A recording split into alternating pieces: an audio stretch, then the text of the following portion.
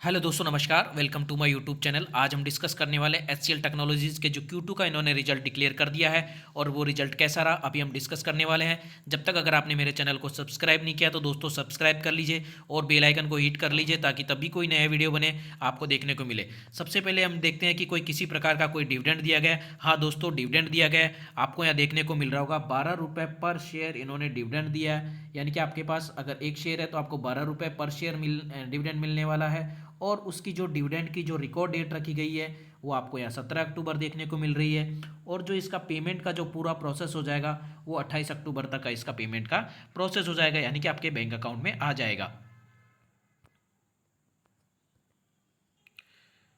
दोस्तों ये सब जो डाटा दिया गया है वो करोड़्स में दिया गया है। मैं आपको बताता हूँ कि जो इनकम है, टोटल इनकम इस Q2 के अंदर आपको टोटल इनकम यहाँ देखने को मिल रही होगी।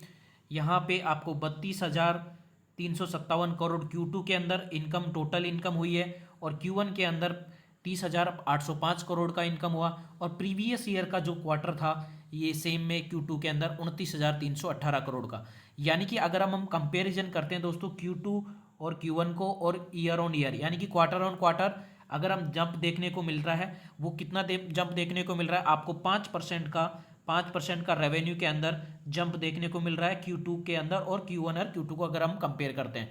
इसी प्रकार अगर हम ईयर ऑन ईयर कंपेरिजन करते हैं दोस्तों, ईयर ऑन ईयर कंपेरिजन करते हैं तो वाई ऑन 10% का जो आपको रेवेन्यू के अंदर, इनकम के अंदर आपको क्या है, जंप देखने को मिल रहा है। यानी कि काफ़ी अच्छा साइन है यहाँ पे इनकम के हिसाब से। इसी प्रकार अगर हम एक्सपेंस की अगर हम बातें करते हैं दोस्तों तो एक्सपेंस में आपको देखने को मिल रहा होगा कि स्टॉक मतलब किस किस तरीके का जो मोटा मोटा एक्सपेंस होता है, purchase in stock trade, inventories, employ benefits, outsourcing cost, financial cost, depreciation, amortisation, other expenses, जो इस क्वार्टर के अंदर आपको एक्सपेंस देखने को मिल रहा होगा 26,655 करोड़ का।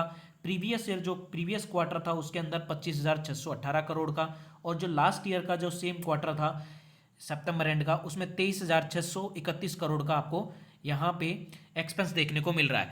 अब अगर हम देखते हैं कि ये सारे एक्सपेंस और टैक्स को काट के अगर जो प्रॉफिट फॉर द पीरियड, यानी कि इस क्वार्टर के अंदर जो नेट प्रॉफिट हुआ वो कितना हुआ, Q2 के अंदर आपको देखने को मिल रहा होगा 4,236 करोड़ का Q2 के अंदर प्रॉफिट हुआ सब खर्चे काटने के बाद। इसी प्रकार Q1 के अंदर 3844 करोड़ का। और लास्ट ईयर का जो हुआ क्वार्टर के अंदर 4237। यानी कि अगर हम Q2 क्वार्टर ऑन क्वार्टर अगर कंपैरिजन करते हैं दोस्तों, जो प्रॉफिट में 10% का आपको जंप देखने को मिल रहा है वो काफ़ी अच्छा है। लेकिन इसी प्रकार अगर हम ईयर ऑन ईयर अगर बात करते हैं तो 4236 और 4247, यानी कि ऑलमोस्ट एक तरीके का फ्लैट देखने को मिला है, किसी भी प्रकार का कोई चेंजेस देखने को मिला नहीं मिला। यानी कि ईयर ऑन ईयर कंपनी के जो रेवेन्यू और जो रेवेन्यू के अंदर इनकम हुआ, लेकिन जो प्रॉफिट जो है उसमें बिल्कुल कोई चेंजेस, नगण्य चेंजेज है, मतलब बिल्कुल फ्लैट है। क्यू ऑन क्यू अगर प्रॉफिट देखते हैं तो 10% का जंप देखने को मिला है।